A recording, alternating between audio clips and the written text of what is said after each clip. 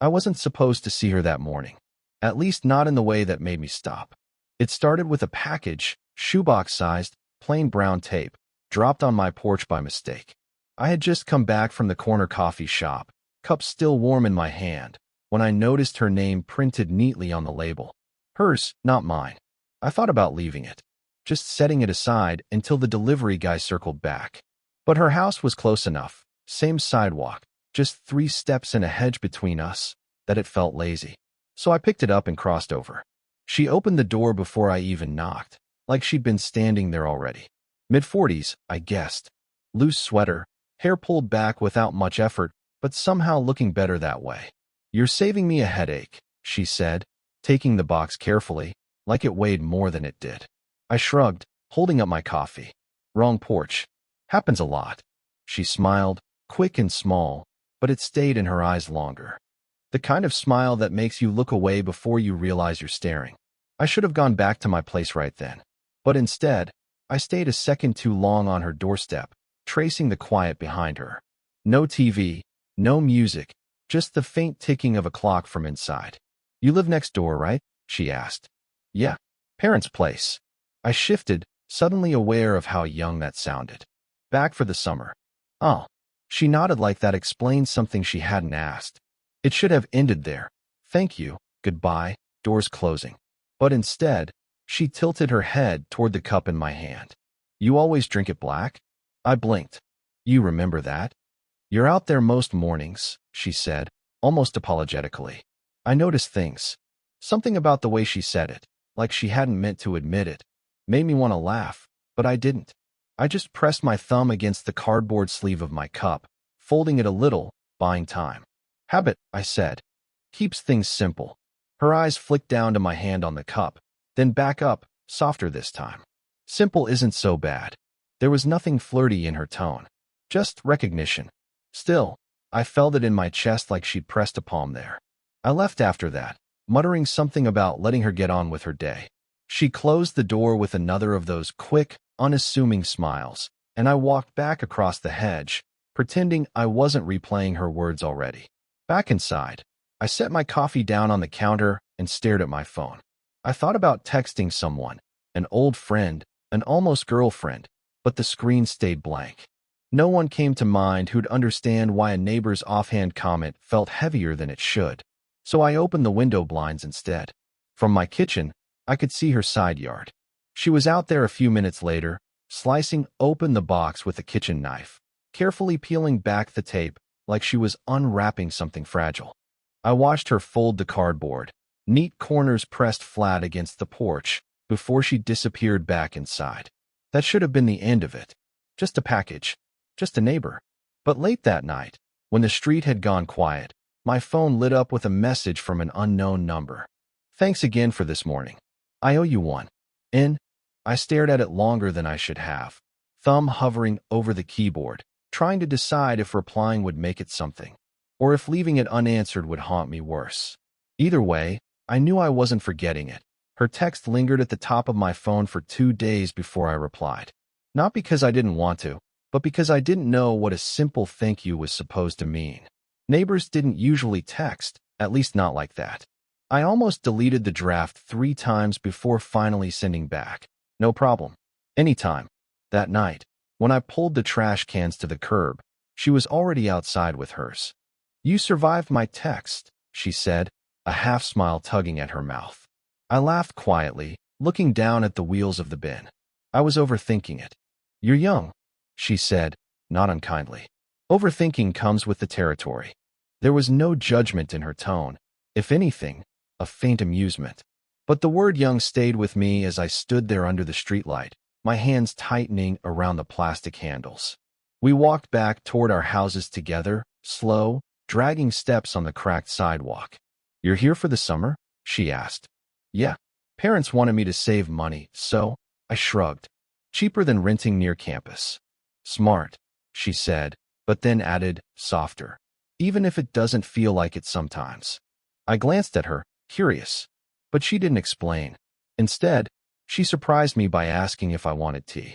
No ceremony, just a quick offer as she stopped at her porch steps. I don't know why I said yes, but 10 minutes later, We were sitting at her small kitchen table, steam rising between us from mismatched mugs. Her house was quiet, like her. Books stacked unevenly near the wall, a radio unplugged in the corner. The kind of place where time didn't hurry. My husband used to hate tea, she said suddenly, staring into her cup. I looked up. She said it casually, but the words seemed heavier than the porcelain in her hands. You're divorced? I asked carefully. 3 years now. She set her mug down, tracing the rim with one finger. It wasn't dramatic. Just over. I nodded, unsure if I was allowed to ask more. I thought about telling her something of mine in return, and before I could stop myself, I blurted, I almost dropped out last semester. Her eyes lifted from the mug to me, waiting, but not pressing. I don't know. Classes, people. I couldn't see the point. Some days I'd just sit in the library, staring at my phone instead of writing papers. Like I was waiting for someone to text me. But nobody ever did. The silence after that wasn't awkward. It was full, like she knew exactly what I meant. You stayed, though, she said gently. Barely. I smirked, picking at the sleeve of my hoodie. I guess I'm good at doing just enough. She laughed, an actual laugh this time, not the quick, polite smile from before. It startled me, the sound of it. I realized I wanted to hear it again. The kettle clicked softly in the background, as if reminding us where we were.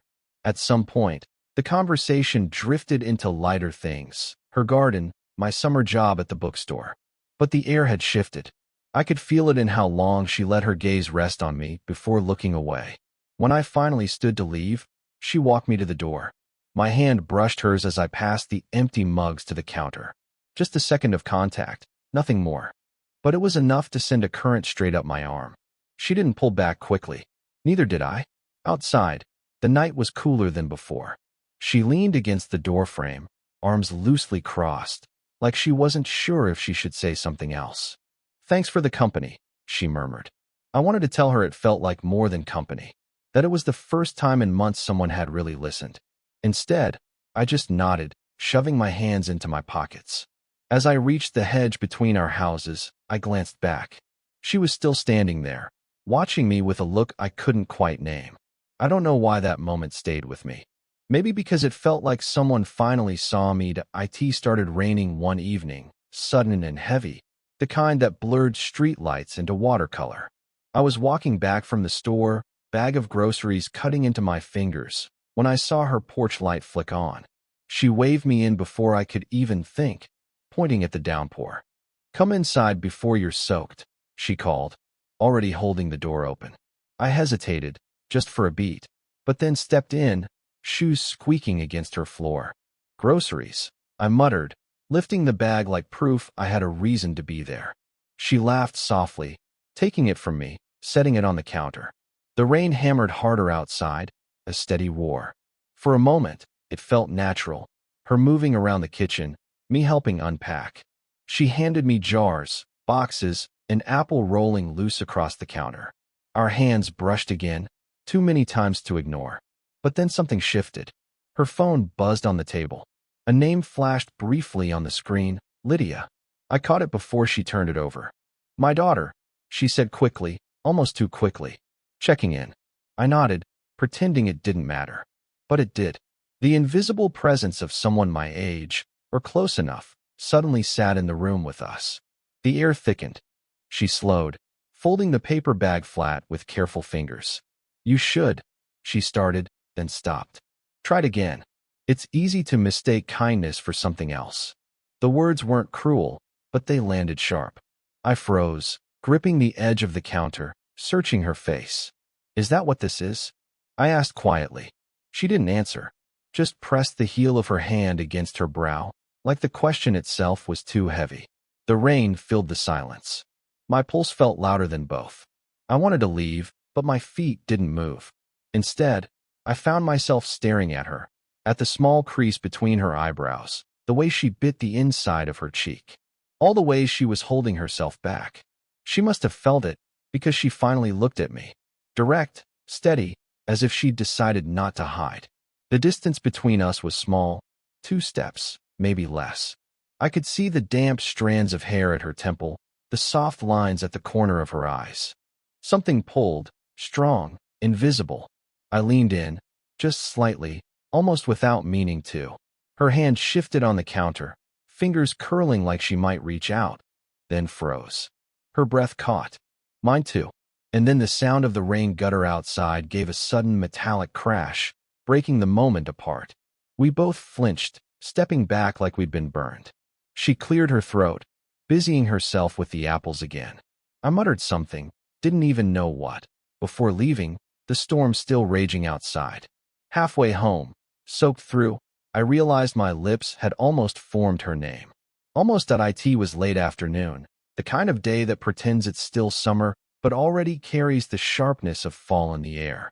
I found her outside, trimming the hedge that divided our yards. You missed a spot, I said, leaning over the fence. She looked up, squinting against the light. Shears paused midair. You volunteering?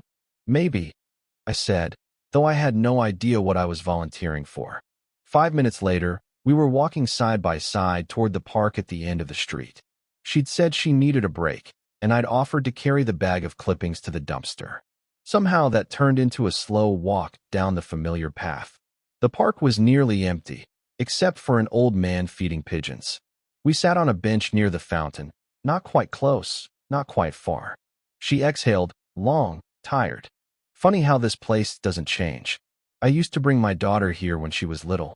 She loved the swings. Her voice softened at the word daughter. I tried not to let it stick, but it did.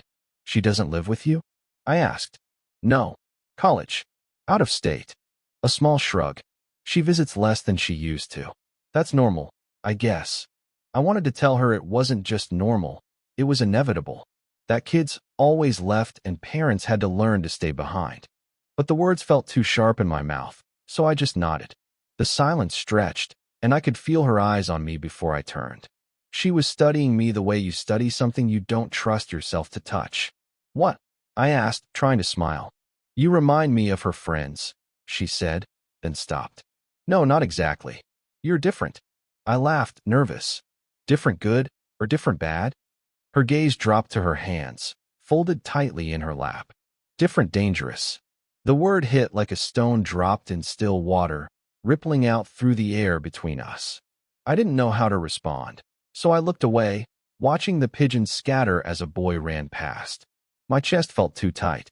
You think I don't notice, she said suddenly. The way you look at me. Heat shot up the back of my neck. I don't, she cut in, not harsh, but certain. She pressed her palms against her thighs, grounding herself. I'm not pretending it isn't there. I just don't know what you want from me. The truth was, I didn't either. Or maybe I did, but saying it out loud would make it impossible to take back. I don't want anything, I said finally, though my voice betrayed me. Too quick. Too thin. She looked at me then, really looked. Her eyes weren't accusing. They were tired, searching. You're lying. I swallowed, my throat dry. The fountain splashed behind us, steady, indifferent. I don't know how to stop thinking about you, I admitted, barely louder than the water. Her breath caught. She didn't move, didn't look away. Just that stillness, charged and unbearable. You're 21, she whispered finally. And I'm me. Yeah. My hands clenched together, knuckles whitening. And yet, the words hung there, fragile, almost reckless. She shut her eyes, pressing her fingertips to her temples. You can't say things like that. Why not? Her eyes opened again, wet at the edges. Because I don't know what I'll do if you do. The park felt suddenly smaller, like the world had narrowed down to the bench, the fountain, and the space between us. I wanted to reach out, to bridge it, but my hands stayed rooted to my knees. A long silence.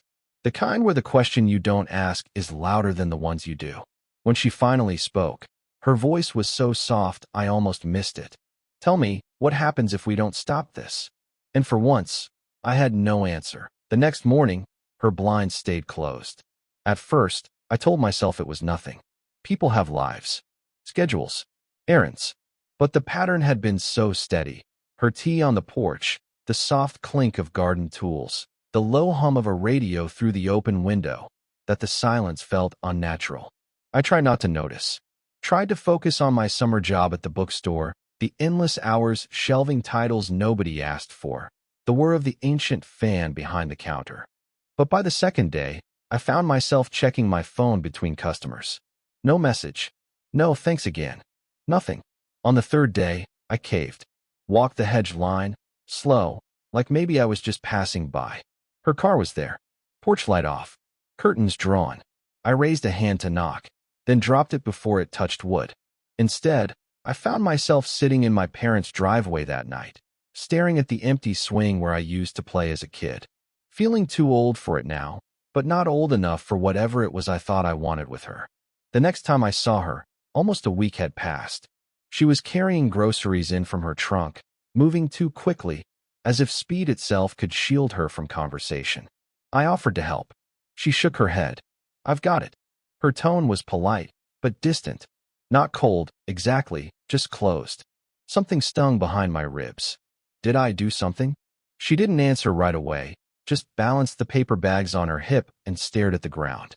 Finally, my daughter called. She's visiting next weekend. It explained the quiet, but not entirely. That's good, I said carefully. Yeah. She nodded once, sharp, almost final. Then, it reminded me how strange this looks. Us talking, sitting together. It's not simple. I wanted to say it didn't have to look like anything. That it was just tea, just walks, just something more I couldn't name. But she was already moving inside, the door closing gently but firmly behind her. The days blurred after that. At the bookstore, I thought I caught her once, her voice, low and warm, only to turn and see someone else entirely. At home, I found myself pausing by the window at night, waiting for a light in her kitchen to flick on. It rarely did. I almost texted her half a dozen times. Typed out messages that swung from casual to desperate. Hope you're okay. Want to grab coffee? I keep thinking about that day at the park. Each one I deleted before sending. On Sunday, I walked to the cafe alone. The same place where I usually picked up her order by mistake in my head.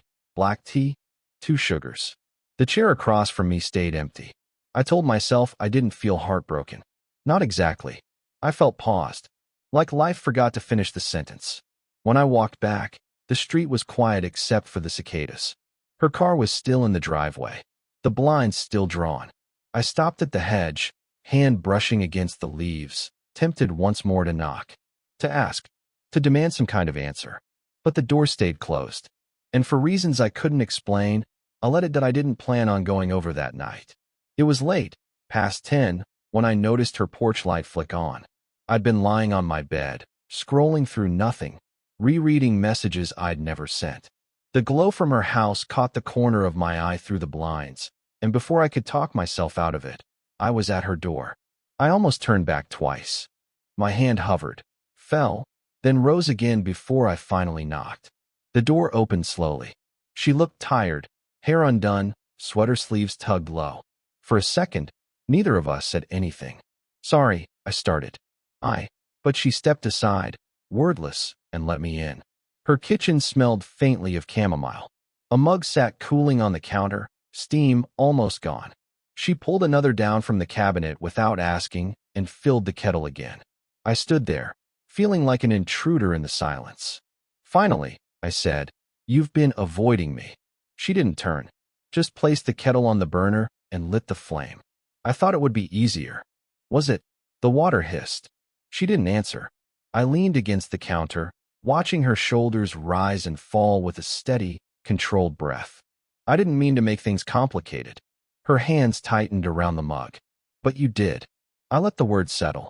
She finally turned, eyes searching mine, like she'd been rehearsing something for days.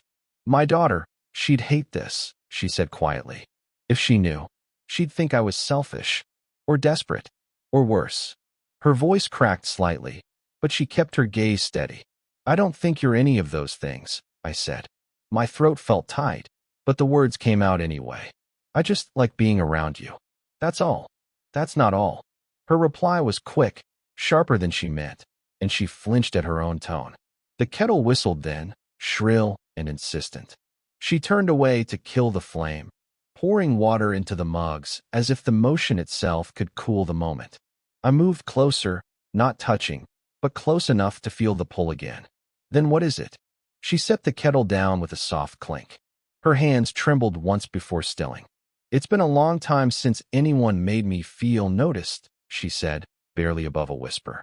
"And I don't trust what that does to me." Her admission sat between us, raw and unpolished. I wanted to say something comforting, but all that came was honesty. "You think I don't feel the same? Like I'm crazy for thinking about you when I shouldn't? Like I'm already too far in?" Her breath hitched.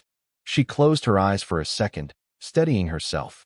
When she opened them, there was no denial, just fear and something softer hiding underneath. "You're too young," she said finally. "And you're too what?" "Too human." Her laugh broke out before she could stop it. Small, shaky, but real. The kind of laugh that carried more weight than it should.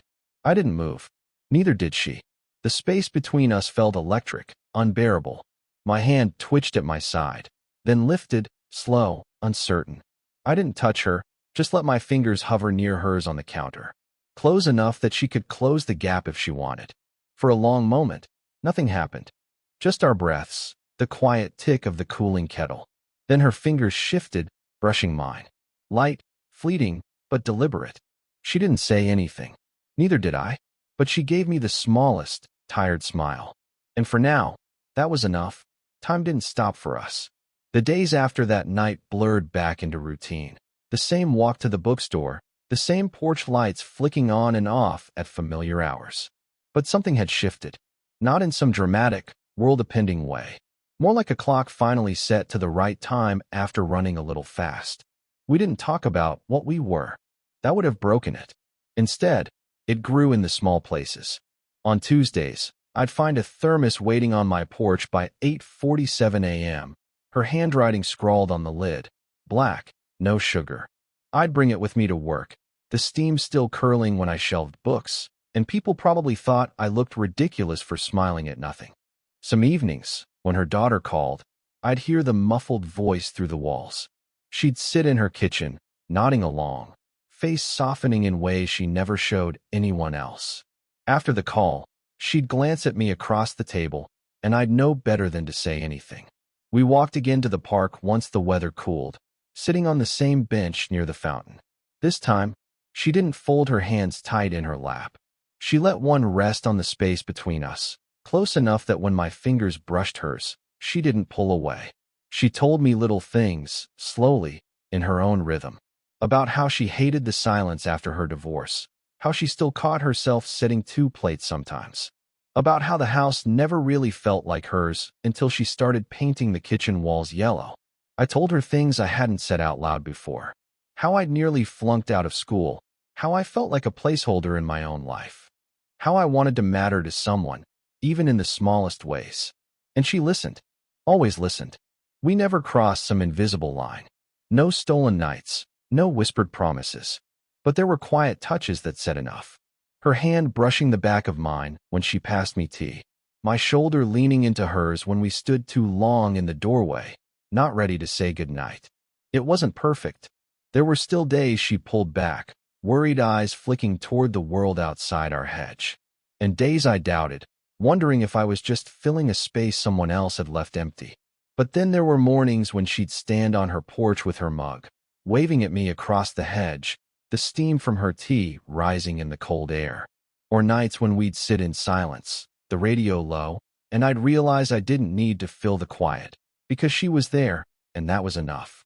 Months later, on an ordinary Sunday, we sat again at the park bench. Same fountain, same pigeons. The light was fading, and she tilted her head against the backrest, watching the sky. "Strange," she murmured. "This bench used to make me feel lonely. And now?" I asked. She turned, gave me that small, knowing smile, the one I'd memorized. "Now it feels shared." We didn't say anything else. We didn't have to. I thought about the first time I brought her that package. How ordinary it all seemed. And how everything that came after, every tea, every pause, every almost, had stitched itself into something I couldn't imagine undoing. I didn't feel like I was waiting anymore. Not for a text, or a look, or an answer. I felt here, with her. And when her hand slid gently into mine on the bench, I knew she felt it too.